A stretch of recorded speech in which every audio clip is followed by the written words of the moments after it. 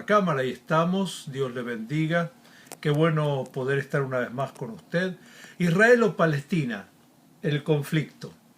Y es un tema tremendo que hoy me gustaría tratar con usted.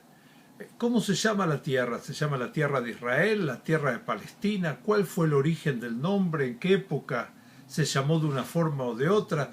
Es lo que mucha gente me escribe y me pregunta por distintos medios, por el correo electrónico, WhatsApp o otros medios, por Facebook. Bienvenidos a los amigos de Periscopio, es una alegría estar con ustedes. También por esta misma plataforma estamos transmitiendo en directo con los amigos de Facebook. Así que bienvenidos también a los seguidores de Facebook. Yo les sugiero que me puedan agregar en sus contactos de Twitter para poder de esta forma estar ustedes avisados al momento que yo inicie una transmisión y puedan estar ustedes compartiendo estos estudios tan dinámicos y tan gloriosos y no perderse absolutamente ninguna de estas explicaciones. A lo largo de la historia bíblica nosotros podemos ver que la tierra de Israel tiene diferentes nombres. Algunos de ellos son tierra de Canaán, como dice ese corito antiguo que la gente canta, caminando voy a Canaán.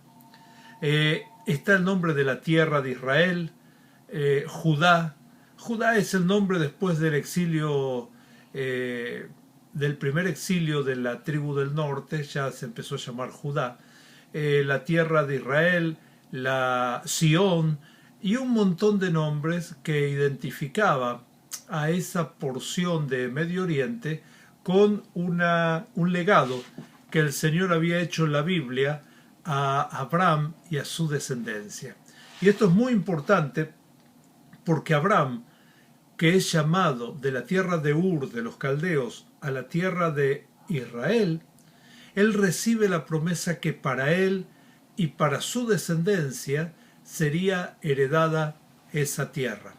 Y nosotros entendemos que Abraham fue el padre de la fe y fue el padre, digamos, del pueblo hebreo o del pueblo judío, en forma indirecta, ¿verdad? Porque viene la bendición de Abraham, de Isaac, su hijo, no de Ismael, sino de Isaac, y de Isaac en Jacob o Jacob, y a través de Jacob, que su nombre es cambiado en Israel, a las 12 tribus o a sus 12 hijos que fueron cabezas de tribus y se entiende por ello a todo el pueblo de Israel. Querido hermano, querida hermana, estos son algunos de los nombres que figuran en la Biblia sobre Israel. Y podemos hablar de Israel que tuvo algunos periodos, desde la posesión de la tierra, por medio de Josué, la conquista de la tierra y la distribución, y hay varias etapas. La etapa de los jueces, que es hasta Samuel, y la etapa de los reyes, a partir de Saúl, David, Salomón, y luego una sucesión de reyes entre el reino del norte y el reino del sur. Pero ¿cuándo empezó el nombre de Palestina? ¿Quién le puso el nombre de Palestina? ¿Figura Palestina en la Biblia? ¿Qué hay de verdad en ese corito que canta por la tierra de Palestina? Bueno, no es verdad. En la Biblia no hay una sola mención a Palestina, no existe. Primero porque es un concepto que surgió en el año 125 aproximadamente, cuando el emperador Adriano, muy enojado por la rebelión de Rabbi Akiva, ¿verdad? Que él organizó una revuelta y ahí estaba Bar Kokhba y ocurrió una tremenda matanza de judíos. Adriano el emperador decidió cambiarle el nombre a Jerusalén, llamarla Ilia Capitolina y cambiar el nombre de toda la provincia de Judea que se llamaba hasta esa época y le pone el nombre de Palestina y lo divide en tres partes: Palestina primera, Palestina segunda y Palestina tercera. Crea tres diferentes divisiones administrativas en lo que era parte de territorio controlado por el Imperio Romano. Aquí es donde surge el nombre de Palestina, pero ¿había palestinos? Claro que no. Eran muchos ciudadanos romanos y gente de otros pueblos. Y cabe aclarar que el emperador Adriano ordenó la expulsión de todos los judíos de Jerusalén. Ya el nombre de Palestina ya tenía una connotación negativa para el pueblo de Israel. ¿De dónde viene el nombre Palestina? Viene del nombre de Filistea. En hebreo, Pilishtim y Filistea es más o menos lo mismo y significa invasores. Los palestinos o los filisteos, el origen del nombre en hebreo es invasores. Y realmente esto fue lo que ocurrió. Se le robó a un pueblo, al pueblo judío, su tierra, se le robó su identidad, se le robó el nombre a su nación. Y por más de 2000 años, esa tierra estuvo conquistada por distintos imperios. Y vamos a analizar esto muy seriamente. Nosotros sabemos, estamos hablando del año 125 y estamos hablando del Imperio Romano. En el año 326 aproximadamente surge el Imperio Bizantino, que son los mismos romanos, pero esta vez convertidos al cristianismo y empiezan a crear iglesias por todos lugares, pero mantienen el nombre de Palestina, la administración de Palestina primera, segunda y tercera, en distintas regiones geográficas.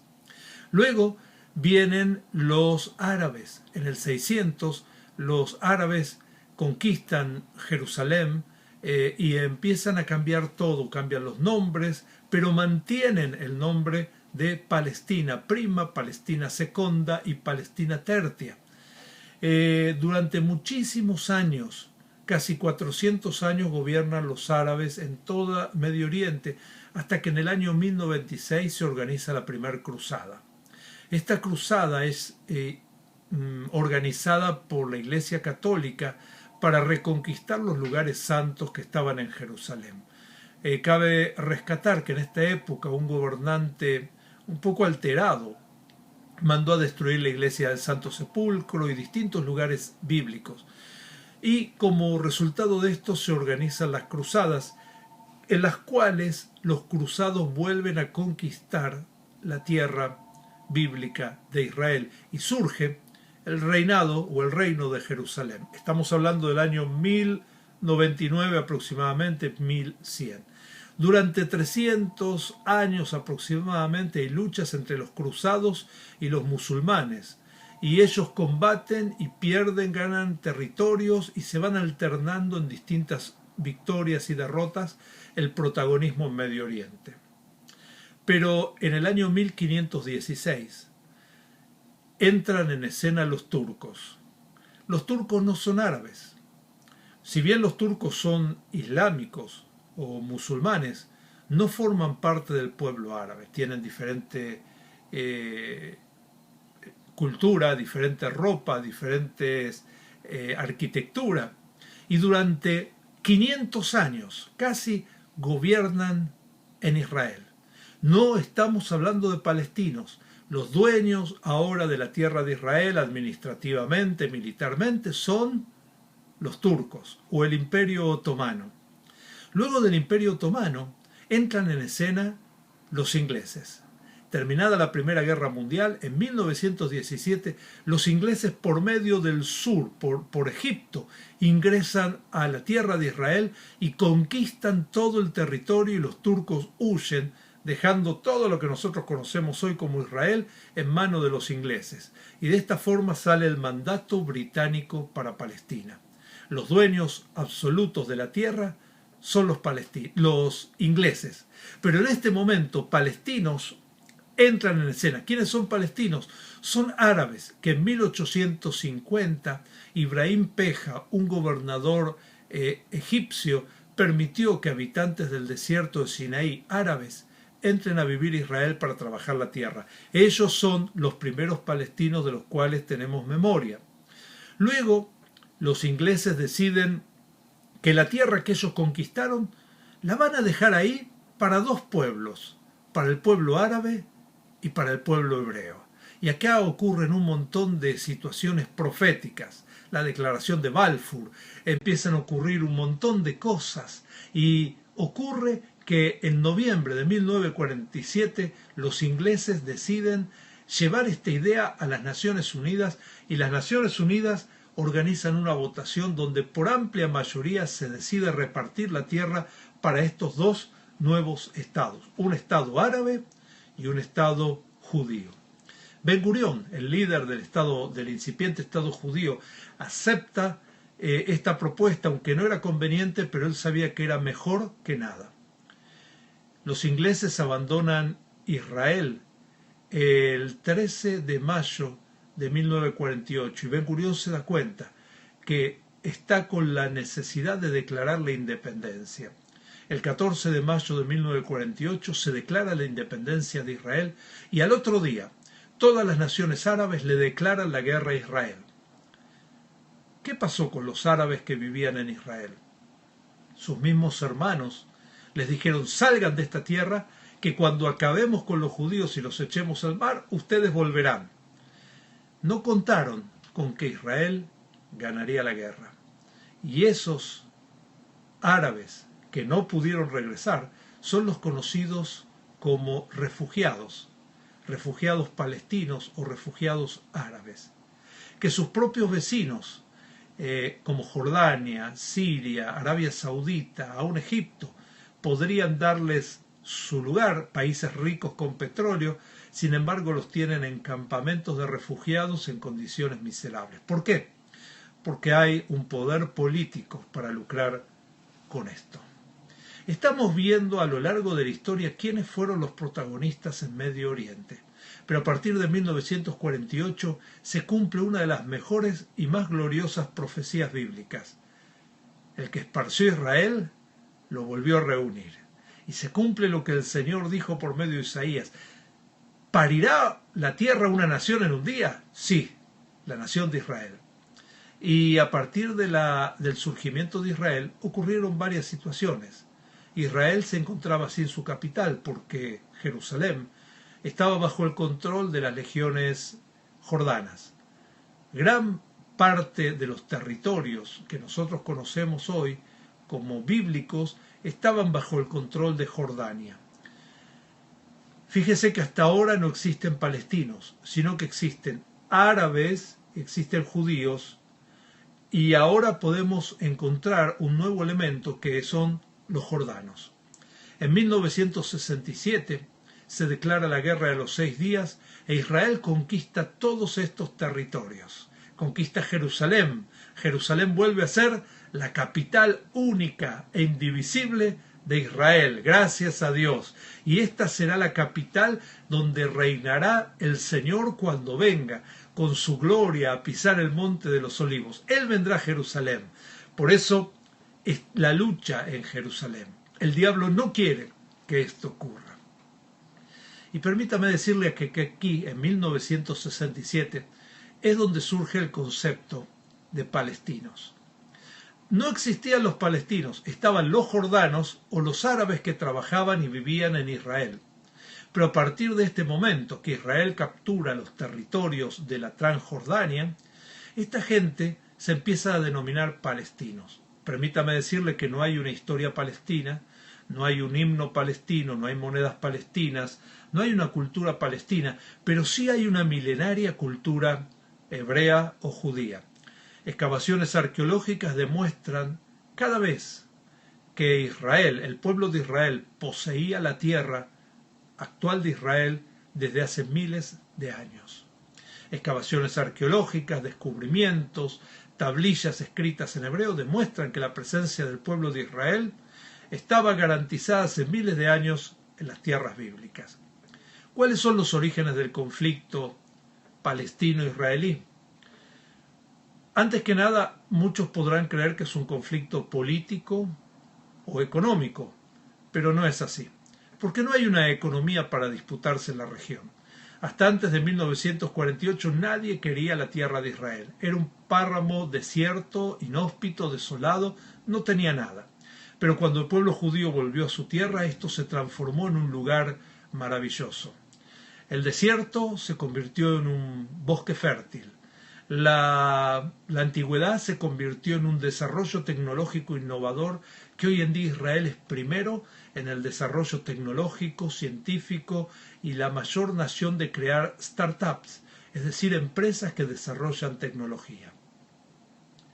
¿Qué le estoy queriendo decir con todo esto? Le estoy queriendo decir que cuando Israel volvió a ser poblada por su pueblo, el pueblo judío, se convirtió en tierra deseable. Y todos desean la bendición que hay en Israel. Pero el conflicto no es económico, como ya lo vimos, porque no hay petróleo, no hay recursos naturales. Pero sí es un conflicto religioso, espiritual, absolutamente de contenido espiritual. El Islam, una religión creada por un falso profeta, Mahoma, escribió en una falsa profecía llamada el Corán que todo Medio Oriente sería islámico. Y pareciera que se estuviera cumpliendo esa profecía, pero hay un pequeño problema. Israel. Y mientras Israel exista, un Estado que confía en el único y verdadero Dios, en el Dios eterno, que no confiamos en la ideología asesina musulmana, estamos demostrando que Mahoma fue un falso profeta. Entonces el Islam tiene que militar en forma profunda para destruir Israel. Por eso el concepto de Persia o de Irán de destruir Israel. Por eso usted escuchará en muchas manifestaciones muerte a Israel y desear borrar Israel del mapa. ¿Por qué? Porque mientras nosotros vivamos como un pueblo independiente y democrático en Israel, estamos demostrando que Mahoma no era un profeta enviado por Dios. Queridos hermanos, y el trasfondo más importante es lo que le estaba comentando. Jerusalén pertenece en forma única, indivisible al Estado de Israel. ¿Pero por qué? Porque en Jerusalén volverá a reinar el gran rey. El gran rey le dio 3 cosas al pueblo judío para que las cuide. Le dio las escrituras, y gracias a ellas usted tiene una copia maravillosa de la Biblia. Si no fuera porque un judío se dedicó a transcribir letra por letra para pasar la escritura a las generaciones, nosotros no tendríamos la Biblia. Pero durante miles de años los judíos han sido fieles en guardar las escrituras, y esto ha asegurado que usted y yo hoy dispongamos de la palabra de Dios. Lo segundo que el Señor le dio a Israel fue el Mesías. Yeshua o Jesús no era un joven cristiano que iba a la escuela dominical, era un judío que vivió en un contexto judío, vivió en una nación judía, vivió de acuerdo a las costumbres, tradiciones y cultura del pueblo judío. Esto es maravilloso. ¿Sabe por qué? Porque mucha gente dice, como dijo Ruth la Moabita, pero al revés. La Moabita dijo, tu Dios será mi Dios y tu pueblo será mi pueblo. Hoy mucha gente cristiana dice, tu Dios es mi Dios, pero no quiero saber nada con tu pueblo. Qué tremendo error. Cuando nosotros tenemos en cuenta al pueblo de Israel, estamos teniendo en cuenta lo que Dios ama.